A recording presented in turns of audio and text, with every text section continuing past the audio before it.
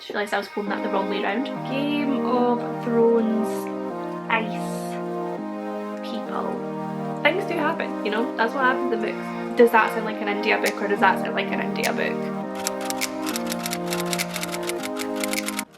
Hi everyone and welcome back to my channel. For today's video I have my February book haul, and I said to myself that I was going to start doing a book haul at the end of every month, and I started with last month obviously with my January book haul, and from now on I want to do monthly ones, whether they be big or small. But the last couple of months I have managed to accrue quite a few new books, so we've had quite good book hauls for January and February, as you will soon see. I think I have 9 books in total to talk about today, which is not too bad for a month's work. 5 of these were actually gifted to me and the other 4 I bought myself. So yeah, we're just going to go through those books, talk a little bit about them. We should probably get into it soon because we all know I like to ramble and I don't want this video to be too long. But before we do that, if you could please hit this video with a like, it would be hugely appreciated because it really supports my channel. And if you're new here, don't forget to subscribe for more bookish content from me. I post new videos every Saturday and Wednesday, and I host weekly live reading sprints on my channel every Thursday evening. So I'm going to start with the books that were gifted to me first of all. So the first 2 books that were gifted to me were from one of my lovely in real life best friends, Becky, who showed up with a couple of presents for me for reaching 1k subscribers, which was absolutely lovely, and she gifted me 2 of the Penguin Clothbound classics. If you know me, if you've been watching my channel, you know I love these editions and I'm trying to collect as many as I can. My dream is to have at least 1 full shelf on my bookcase just dedicated to these editions, so to add 2 more to my collection is hugely exciting. So we have The Adventures of Sherlock Holmes by Arthur Conan Doyle and also Black Beauty by Anna Sewell. This one Becky said she got me purely for the look of it. This one was not on my wish list. I do not know anything about the story of Black Beauty at all, but purely for how absolutely stunning this edition is, I understand. This, I think, is now the most beautiful book I own. Like, I can't get over how gorgeous it is. That colour, that beautiful horse on the front, like, oh, I love it so much. But for anyone who does want to know what Black Beauty is about, I have literally just googled it and now I'm really excited to pick up this book, so I'm glad I now own it. Black Beauty apparently follows the character of Black Beauty and it is told from the perspective of the horse, which is insane to me and such an amazing idea. I can't believe I did not know this. But basically Black Beauty starts off as a young foal, happy on a farm with his mum, and then things change and it follows his life through different jobs, through different owners, some kind, some cruel, and basically the life and treatment of a horse in 19th century England. And apparently Anna Sewell herself was an activist for animals, and she wrote it from the perspective of the horse in order to get people thinking about the treatment of animals, which I just think is an incredible idea. So yeah, I'm really excited to get around to this one now. And of course we all know about The Adventures of Sherlock Holmes. There's not really much to say about this one if you don't know who Sherlock Holmes is. I don't know what to say to you. So yeah, it's just a collection of stories all about the adventures of Sherlock Holmes and the different cases that him and Watson end up looking into and I'm assuming solving, because that is part of his MO. So yes, 2 beautiful Penguin Clothbound classic editions to add to the collection. Next I have another 2 books that were gifted to me, and these were both gifted to me by the lovely Ashley, a lovely subscriber who got in touch with me after seeing how much I raved about Battle Royale, and she then gifted me Battle Royale Angel's Border, which is a manga that, I just realised I was holding that the wrong way around. It's a manga that follows the girls in the lighthouse in Battle Royale, and the lighthouse scene is my favourite scene in the entire novel, hence why Ashley got in touch with me about this, because she knew about a manga following the people in that scene. It doesn't really follow them in the lighthouse, which is what I assumed it would, and I found out when reading it.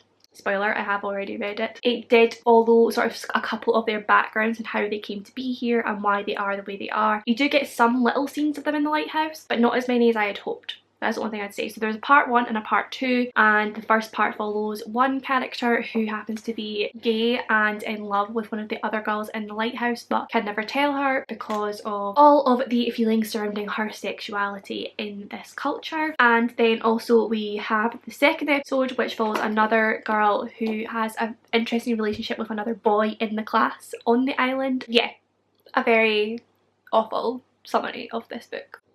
But I feel like you get what I mean. And Ashley also gifted me the Seven Husbands of Evelyn Hugo, and I cannot wait to read this one. I have read it on audiobook kind of already while I was on holiday. I was kind of half listening in while I was sunbathing and doing other things, so I don't feel like I got the real experience of it. So I'm so excited to read this one physically. Obviously everyone goes on and on about how incredible this book is, so I hope to get around to it soon. It follows the Hollywood icon of Evelyn.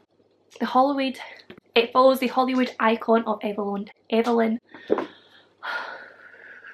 It follows the Hollywood icon of Evelyn Hugo. At the beginning of the novel, a young woman named Monique, I believe, a magazine reporter who is not really of huge fame or anything yet, is invited to interview Evelyn all about her life. Evelyn has chosen her for a reason, but we don't know what that reason is yet. And basically we follow Monique as she starts to interview and write down the story of Evelyn, and then we also flash back into the whole of Evelyn Hugo's life and how she came to marry 7 different husbands. And I know that it's all about the ruthless ambition of Hollywood within the 1950s to 80s. There's a lot in here about gender and female actors versus male actors and what they have to do to get a role and remain prominent. There's also some interesting discussion of sexuality in this book, if I remember correctly. And yes, I just cannot wait to read this physically properly. So again, thank you to Ashley for both of these amazing books. And the final book that I had gifted to me this month was The House in the Cerulean Sea by TJ Clint. And if you watched my most recent weekend reading vlog, you will have seen me unboxing this one and talking about how much I love Maddie from Book Browsing Blog for sending me this, because I have been getting serious FOMO from everyone talking about how amazing this book is and how much they love it. So I cannot wait to read it. And if you watch my TBR Pong that came out on Monday this week, you will see that this is now on my March TBR, and I cannot wait to get round to it. So this one follows Linus Baker, who works for the department in charge of magical youth. He is summoned by the upper management to go to this orphanage that is on a distant island and decide whether 6 of the magical children in this orphanage are so dangerous that they're actually likely to bring about the end of days. He then meets Arthur Parnassus, who is the master of the orphanage, and as he gets to know him, he realises that Arthur will do absolutely anything to protect these children, even if it means the world has to burn. And I have heard that the characters in this are amazing. Like, you fall so in love with so many of them, and there's a lot of like nice wholesome humour and cute fluffy scenes, and I just cannot wait to get around to this one. Like, yeah, I've heard nothing but good things and I cannot wait to read it for myself. So those were all the books that I had gifted to me this month, so thank you so much to Becky, Ashley and Maddie. But now we will go on to the books that I bought for myself, which I should not be doing because I have no money, but what can you do? So the first book that I bought for myself this month was Invisible Girl by Lisa Jewell, and I have already talked about this one quite a lot because I read it for a recent 24-hour reading vlog. So if you want to see some of my thoughts on this, you can of course go and watch that vlog. But Invisible Girl is basically a thriller by a very prominent thriller writer at the moment. I have heard so many things about Lisa Jewell, that is why I really want to pick this one up. Particularly this book itself as well, I've heard rave reviews for, and now I understand why. So this one follows 3 different characters. Basically there is a young girl called Sapphire Maddox who goes missing at the beginning of the novel. We then have her perspective in first person following up to her going missing and what happens to her before and maybe why this is going to happen, and it sort of goes on throughout the book. But at the same time we're also getting third person perspectives from 2 other characters from after her disappearance. So you've got all 3 going along beside each other. I hope that makes sense. And 2 other perspectives we get are, what is her name? Oh my god, what is her name? Kate. Kate, who is Sapphire's therapist's wife, and then we also get a perspective of Owen, who is the man that lives across the road from Kate, who is seen as this creepy man who potentially could have done something to Sapphire. And we follow these perspectives and there's lots of twists and turns along the way. We find out more about Sapphire, about Owen, about Kate and Kate's husband, who is of course Sapphire's therapist. There's lots of intermingling of storylines, and yeah, I don't want to say too much because I don't want to give anything away, but this was a really, really good thriller. I love a good thriller and I love one that has you guessing up until the end, and this one definitely did that. So if you're looking for a good, intense, gripping thriller, be sure to pick this one up. I also got this one for the sole reason that it was £4 in my local supermarket, so maybe go check it out and see if you can get it for yourself. The next book I bought for myself was Spinning Silver by Naomi Novik. I also finished reading this one in my 24-hour reading vlog, so I'll have some thoughts over there. I bought this one purely because I needed to read it for a live show that I am doing tonight actually. When this goes up, it'll be tonight on Mel from the Bookish Mel's channel. She is doing a read along where each month you read a fairy tale and then you read a retelling of that fairy tale. So for this month it is Rumpelstiltskin and Spinning Silver, and I will be going on the live show to chat a little bit about the original fairy tale and the retelling, and yeah, I'm really excited to do that. I think it's such a good idea that Mel has come up with, so if you want to check that out then I will of course link her down below. Spinning Silver follows two characters in particular. We have Miriam, who is the daughter of the moneylender within the small town that she is in, and she then ends up taking over the money lending sort of business because the father is too soft and just keeps giving money out to all of these people and allowing them to not pay their balances back, to the detriment of his and his family. So Miriam has enough and she takes over herself and she goes and gets their money back. And in doing this, the Starrick King, which is kind of like they're like a fantastical icy people. They remind me, through reading it, of the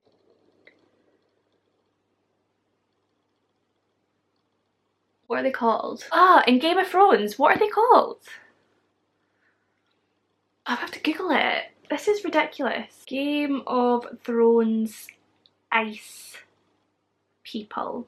White Walkers, there we go. So they remind me of the White Walkers from Game of Thrones. That's kind of like how they're described, and they live in this other kingdom that you cannot get to unless you are one of them. And he shows up at her door and asks her, gives her a small amount of silver and to ask her to make it into gold because he has seen her doing this through selling and things like that. The basic premise is if she doesn't do this she will die, and he comes to her 3 times with bigger amounts each time. The bargain is if she doesn't do this she will die. If she does do this she will then become his wife, which is of course the Rumpelstiltskin tale. But there's no Rumpelstiltskin in this, she does it all for herself, which I like. And then we also have the character of Irina, who is a young woman who is set to wed the horrible Tsar of the kingdom, but finds out that the Tsar actually holds a very deadly secret. And basically with some female teamwork, things happen.